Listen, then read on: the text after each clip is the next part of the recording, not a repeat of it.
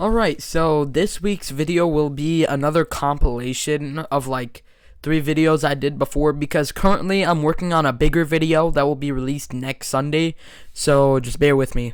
Thank you. And enjoy the video. You saw that damn title correct. War started over farm animals. First, we got the Cow War, starting in 1272. How long is that? 754 years. So, that long ago, a random peasant in the Holy Roman Empire stole a cow in the city of Cini, which is in the province, I think, of Condraz, but he was caught. He could have paid a fine or be executed, but the guy got executed anyway. Due to the peasant being executed for no valid reason, the peasant's lord got mad. So some guy who's the Marquis of Namur, whatever that means, along with 2 other dudes, invaded some random part of Belgium called Hebs Bay. Either way, Henry V of Luxembourg invaded Condraz and ravaged and probably did not cool things to the people there. When Henry got to Cini, he saw an army made of 200 dozen soldiers led by the mayor of Cini. By the end of the battle, the Condrusians, whatever the hell their name is, lost and 500 of them died. About 1,400 Luxembourgians. After a few days, they would keep destroying Condrus for no reason. Then on the 19th of April of 1276, one of the dudes who helped invade a part of Belgium sacked the city. In 1277, they would keep fighting. Then in 1278, the stinky French joined, then ended the war. So the Pig War isn't actually a war, more like a Cold War between the US and British Canada. In 1846, the US and Britain made an agreement to split the Oregon Territory with a straight line. However, in the treaty, it said along the 49th parallel of the north latitude to the middle of the channel which separates the continent from offshore Vancouver Island, and then southerly through the middle of the said channel and of the Strait of Juan de Fuca to the Pacific Ocean. But they were still a problem. There were multiple middle of the channels. So the US said it was the strait that favors America, and the British said it's the strait that favors unseasoned food land, which is Britain. In 1859, this is where the pig part comes in, an American guy living in San Juan Island, the American guy woke up, checked his taters, and saw a pig eating them. So he did the most American and logical thing to do. Here's the thing. The pig is owned by an Irish guy. The American guy offered $10, which is $350 today, to the Irish guy. The Irish guy got mad and requested $100. Cutler, who is the American guy, said hell no. So then the British tried to arrest Cutler, but the fellow Americans there did not back down and got the US Navy on him. Things escalated so much, a full-scale war almost happened. But the higher-ups on the job said, hell no, we can't deal with people who can't brush their teeth. Then in late 1860 and 1861, Lincoln realized he had a much bigger issue to deal with instead of dealing with a bunch of random islands. In 1865, the issue was done, and so Lincoln can deal with the islands now. Oh, he's dead. But now the issue calmed down enough to where in 1871, the British and Americans went to Germany for some reason to see who the Germans would pick to have the islands. The Germans gave it to America, probably because America eats too many burgers and sausages. So yeah, that's that. Now we have the Emu War. If you don't know what an emu is, here's a picture of one. So in the 1930s, the emus were wrecking Western Australian farmland. Since the Aussies ain't going down without a fight, and the fact that most of them are World War I veterans, they started using the American tactic. So when that didn't work as well, the higher-ups decided to use machine guns on birds. After 3 days, only 30 emus were gunned down. From November 8th to 1932 to the end of 1932, about 1,300 emus died, which is a baker's dozen times 100 if you're from the medieval time. In 1934, the war ended and the emus won. Pretty much it. First part in the video where the war is about humans versus animals. I was going to include the Battle of the Camel, but I got too lazy to be honest. Subscribe if you want the Battle of the Camel. Check out my second channel in the description, Chocolate Pudding. Like the video if you enjoyed. Comment on the video. If any mistakes, let me know. That's pretty much it. Have a great day.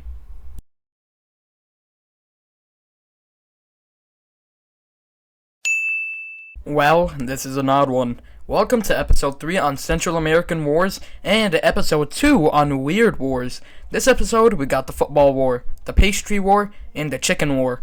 First, we'll start with the football war. The football war was a 4-day war between El Salvador and Honduras. Not 4 years this time, that's a whole other year.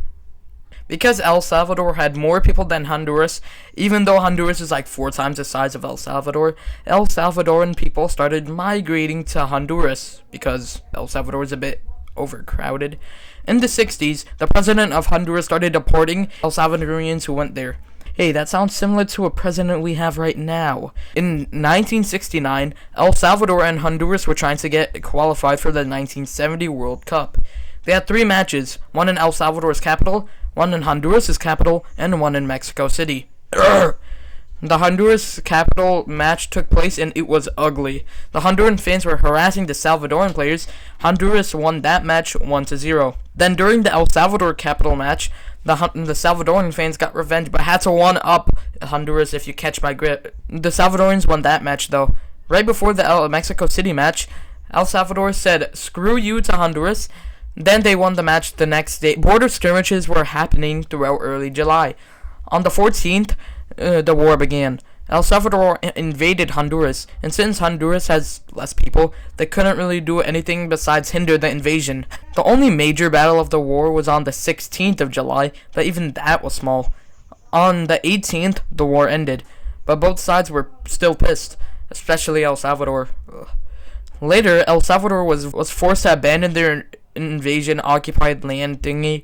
El Salvador went on to get demolished in the World Cup the next year, and trade was very, how do I say this, restricted between the two countries. So that's that. Damn, that was a voice crack.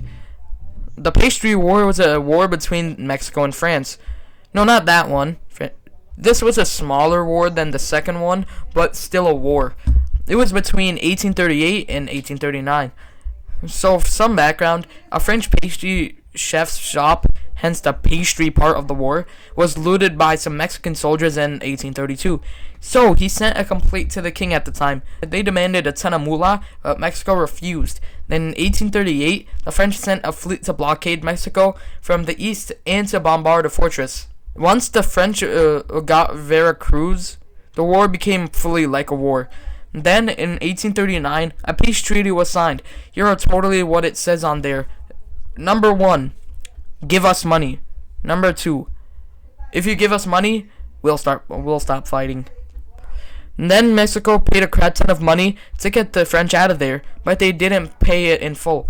So, France did another invasion in 1861, which I have a video on. Go check it out. Shameless plug. Next, we got the chicken war. So in the 1500s, the nobility were still rich, like always, and stuff.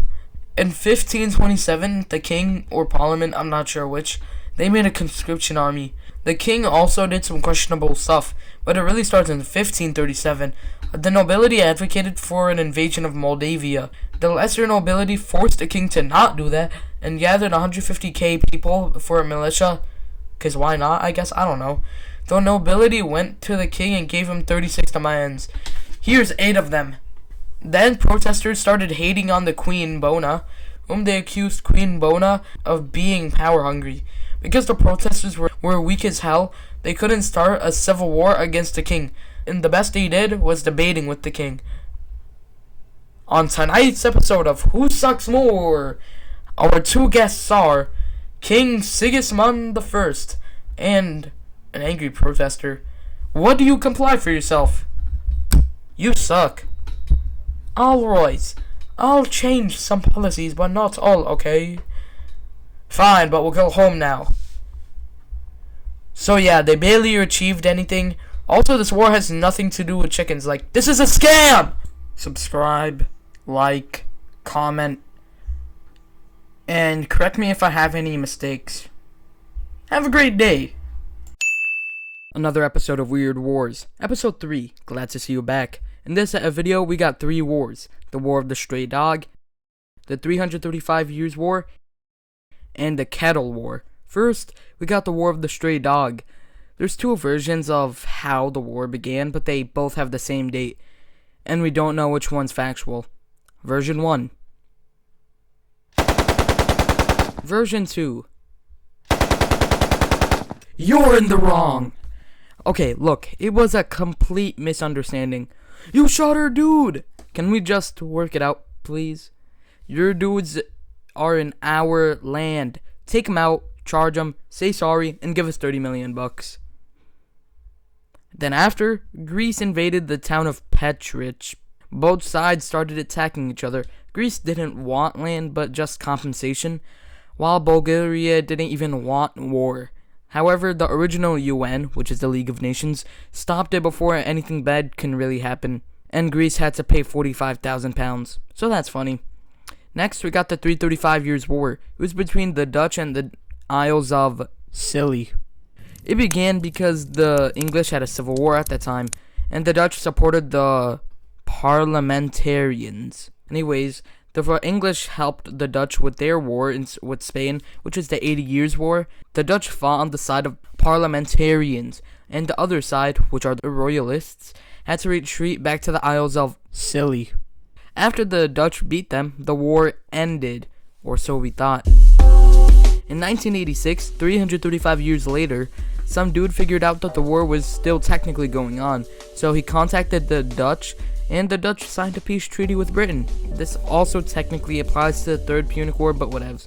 Finally, for this episode, we got the Kettle War, which took place in 1784. In 1781, due to Austria owning Belgium at the time, and we all know Belgium and the Netherlands are bordering, you see how this is going. Since the Dutch and the British were at war due to the Dutch helping the Americans overseas, the Austrians took advantage of this by trying to make the Dutch dismantle the barrier system. In 1784, the Austrians demanded more stuff, which is here on screen, and war seemed inevitable. The Austrians sent 3 ships over to Belgium in case of war. The Dutch sent their own ships to intercept the Austrian ships, and it hit a kettle. One of the sides surrendered. They declared war on each other. A militia was formed by the Austrians in Belgium. Then it fell apart immediately. War ended in 1785, where the Dutch had to pay quite a bit of money to the Austrians. No one died, except for a kettle. To be honest, they should have given it to me so that I can make some tea. Subscribe, like, comment, correct me if I got any mistakes. Have a great day.